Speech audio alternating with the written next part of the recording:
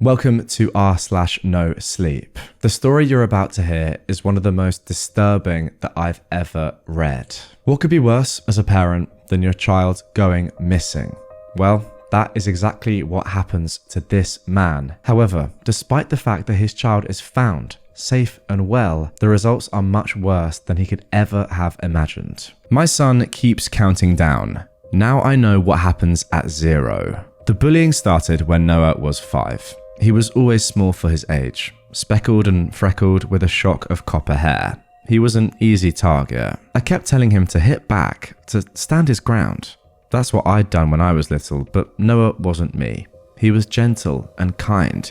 I have to keep reminding myself that. He liked to read and loved to watch Star Trek with me. He was a good kid. It was just a shame that no one else could see it. His mum died when he was 8, leaving me as his sole parent. I tried my best, I still do, but I'm not his mother. I'm not as gentle or kind, and my smiles don't light up a room. It's hard doing it all alone. He misses her. Missed her. She left a hole and no one else can fill it. He came home from school one day and told me he made a friend. Martin. I was happy for him. I thought it would be good for him and that it would bring him out of his shell. I assumed it was some other kid whose peers deemed him weird and that they could take comfort in their exile with each other. He'd go to Martin's after school and come back smiling and happy. I was so relieved. Then one day Noah didn't come home. I waited half an hour in the hopes that he was just late and that he'd lost track of the time. When he didn't show though, I started to get worried. I began wandering the streets looking for him.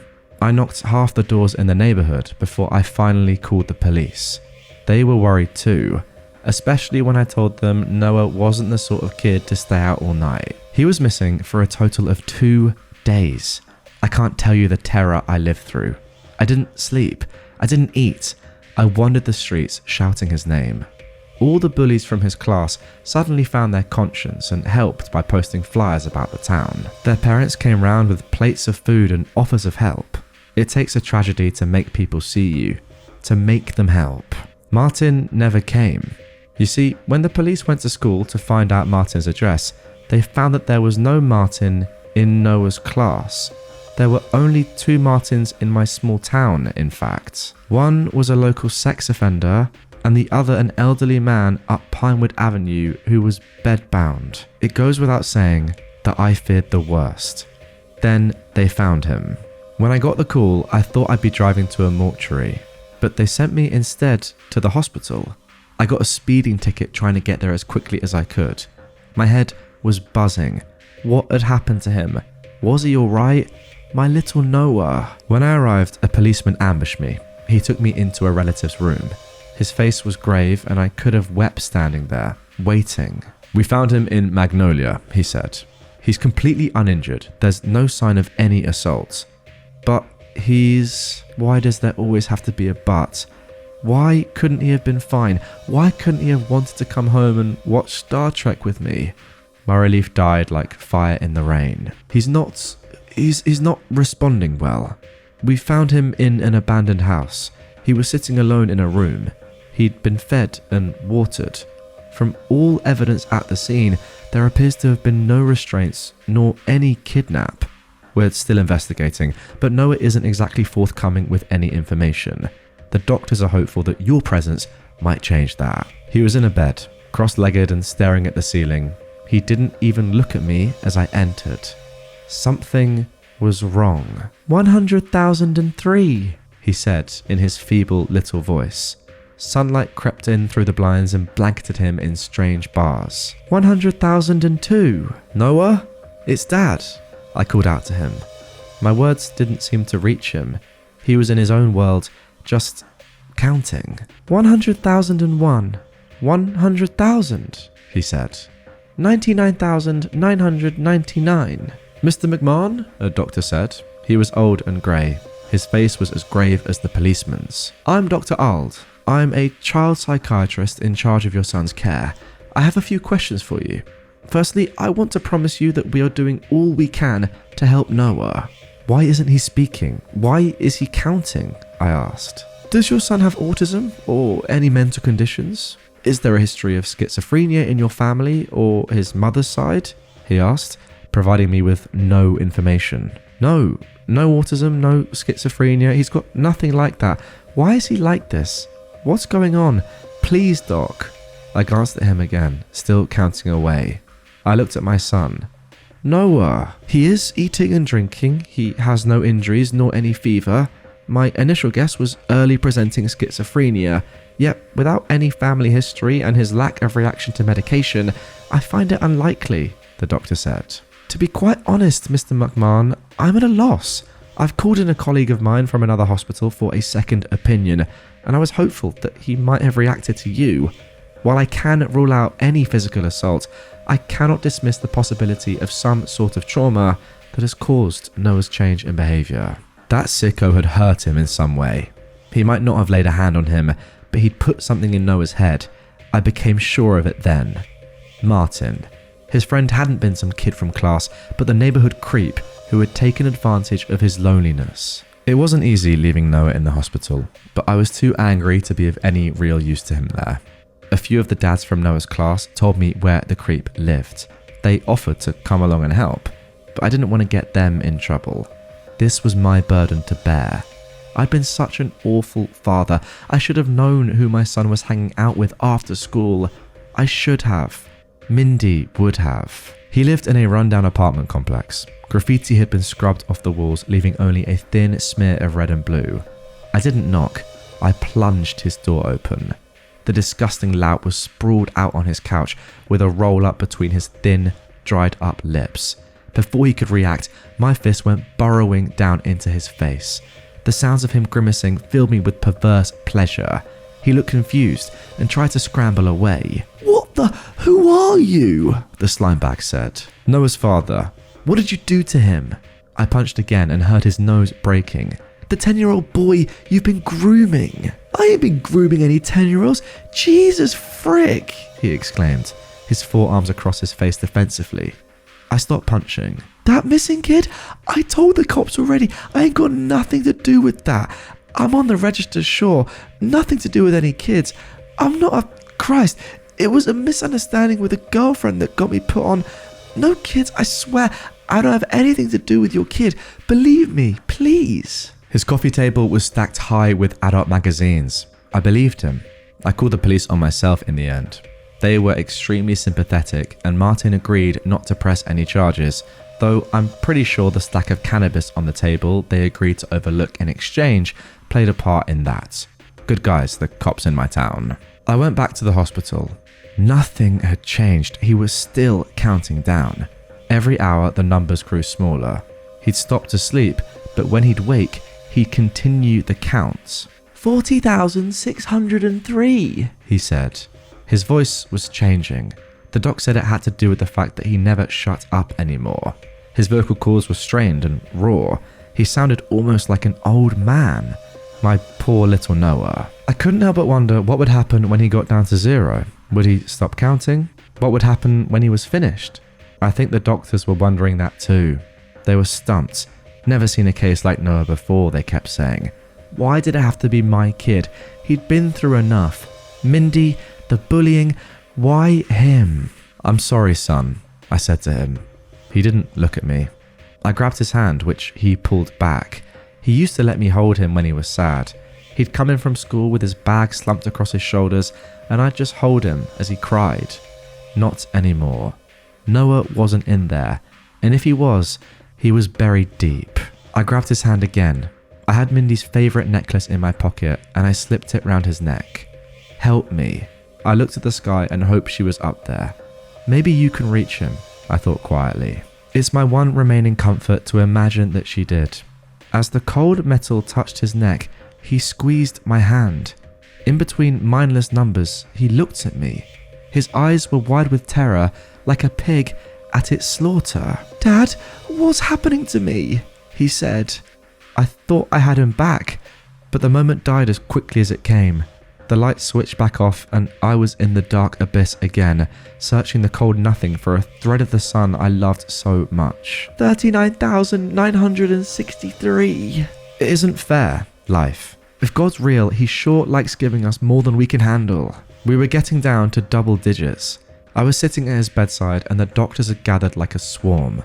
My tragedy was a show to them. They could go home and leave it behind. My head was in my hands. I was scared. I don't know why. Unease hung in the air like a cloud. Something wasn't right. I knew that. The son I loved felt further away with every strained number. He was drifting off into the ether, and all my love would go with him. 20, 19, he said at short intervals. There was jotting on clipboards and nurses that had paused, wordless. It felt like something was going to happen. 18, 17. I thought about when he was a baby, so tiny I could hold him with one hand. I thought of that first word, so pure and innocent. Dad, dad, dad. I thought about leaving him at school for the first time, in his little uniform with the blue blazer, and the tears when he came home with mud on his knees from being pushed over. I thought about Mindy, and how they'd snuggle up together in bed, watching some kids' films. All those fragile moments crowded my head, and for a few seconds I was warm from the love of them. All the while the numbers grew smaller. 5, 4, 3, 2... There was a pause before it came. The doctors held their breath. Somewhere behind me, a nurse dropped her pen, and it fell to the ground slowly, as if gravity didn't work anymore. It rolled around on the floor, like a spinning hat with no momentum. 1. He started convulsing. His eyes rolled to the back of his head, just little pools of white. His little body, every inch of which I adored and loved, thrashed around as if electricity was coursing through it. The nurses and doctors pushed me out of the way. All I could do was watch as my world crumbled into nothing. Then he stopped. There was a moment of calm. He slowly pushed his way out of the nurse's grip, and he sat up. I felt hope reach a crescendo within me. He's back, I thought. He's home. Then I looked at him and it slipped away again into a void of spreading dread. His eyes weren't his anymore. They were the same blue, but they belonged to a stranger. "Where am I?" he asked in that strange, crackled voice. A parent knows. I can't explain it, you just know. The Noah sat on that hospital bed wasn't my Noah. He was someone else's. He looked at me as if he didn't know me. All the moisture had been drained out of me. I felt like nothing, like I would dissolve into tatters. "You're in hospital, Noah," Dr. Ald said. "Good," he said. He grunted and his body moved oddly. He surveyed his hands and legs as if he'd just discovered them and moved as if he expected them to ache. "I feel good." That's excellent," a nurse said with a warm smile. "Do you want some of your toys? Your dad brought you in your favourite stuffed bear." He looked at Mr. Snuffles as if he had never seen him before. My hairs were standing up. They refused to lie flat. "Interesting bear," he said, judging its missing eye. He spoke as if he was older, more seasoned. This wasn't Noah. This wasn't Noah. He did not cradle it to his chest. It looked at me, that thing in my son's body, and a small smile touched its lips, creeping up at the corners unnaturally. I shook my head. This couldn't be. "His vitals are stable," Dr. Old told me. "This is good." "But he isn't talking like Noah," I said to him. He mused with his clipboard. "He isn't acting like Noah. Whatever has happened to him has clearly had a great effect. It may take time for him to return to normal, if at all," he said. "It's still Noah. He's speaking now. That means we can help." I took no reassurance from his words. Hours passed like days. Noah moved as if he'd never had a body before, or at least a working one. He marveled at every joint and birthmark. He kept stretching his arms out just to study the way they moved. He didn't speak much. "When we get home, we can watch Star Trek all weekend. I'm off work for a few weeks," I said to him, hoping to draw my son out of whatever shell he was in. "I'd prefer MASH," he said, and I flinched. "I can't wait to get home and have some kippers." Kippers and MASH? Somewhere else in the hospital, another tragedy was underway. I was wandering the halls numbly with a cup of hot coffee in my hands. The doors to ambulatory slammed open. A trolley was rushed through, a crowd of frantic family members chasing after it. An old man lay in a bed, reaching out for this guy's embrace. He was panicked. His eyes were wide like Noah's had been when he called out for me. "I want my dad! I want my dad!" The old man shouted at the top of his lungs. A young woman was holding onto the side of his trolley, his daughter maybe, yet the man did not seem to know her. Every time her hands came down to comfort him, he flinched. Then he saw me, and his hand pulled out for me. His words seemed to have been stolen from him. He was trying to throw himself out of the trolley just to reach me. "Dad, I want my dad!" he shouted, and the words filled my belly with dull, throbbing unease. "Does your father have dementia?" a doctor was asking the woman. He's not able to get around much anymore. That's all. He's never been like this. He's been a little down lately about not being able to get out as much, but he's always been sane," she said, her voice etched with pain, a pain I knew too well. Her situation was not so dissimilar to mine. A relative not acting like themselves, the same but different. "Dad, it's me!" "No, Dad, I want my dad, my mum, Dad!" he cried, reaching out for me again. My body wanted to chase after him, to reach him. The coffee cup slipped from my hand and fell like a clatter to the ground. A pool of dark brown soaked my feet. "Do you have a name so we can pull his records?" the doctor asked as he followed the trolley into a room. The old man slipped out of view. "Martin," the woman, still breathless, replied. "His name's Martin Smith." A strange coincidence. It had to be. Little lines tied together, stitching into some awful patchwork quilt. It didn't make any sense. It couldn't be. I returned to Noah. I felt like a zombie, like my head wasn't connected anymore. It was floating in the clouds. Nothing made sense. "I can't wait to come home with you, Dad," Noah said, and my eyebrows furrowed. I shut my eyes and thought of my boy at the gates of the school, in the arms of his mother. His face turned wrinkled and old. "We're going to have so much fun. I just know it." He's not my kid. This thing I'm taking home, it's not my kid. Wow, there we go. That is it for that one. What a story. So I guess, yes, Martin wasn't the local sex offender. He was actually the elderly man up in Pinewood Avenue who was bedbound, who, I don't know how, but somehow has swapped his soul with your son's. Unbelievable. Unbelievable. Great story, I've got to say. So well written. Very, very chilling. Excellent stuff. All I'd say is that there has to be a way to switch Martin and Noah's souls back. You've got to confront this man. I guess he is now in your child's body. Call your child Noah Martin. See how he reacts. Show to him that you know what's going on and force him to reverse this. Unbelievable, but yeah, what a story. And I hope you guys enjoyed it. If you did and you want more content like this, more creepy stuff from Reddit, then check out the episode on screen right here or down below in the description. Let me know in the comments down below. Do you like these sort of episodes? It's very different from my usual stuff. But yeah, Freaky Friday, it's called. This one I know has come out on a Saturday, but we don't need to know that. That's not important. Let me know down below. Do you want to see more of it? Yes or no?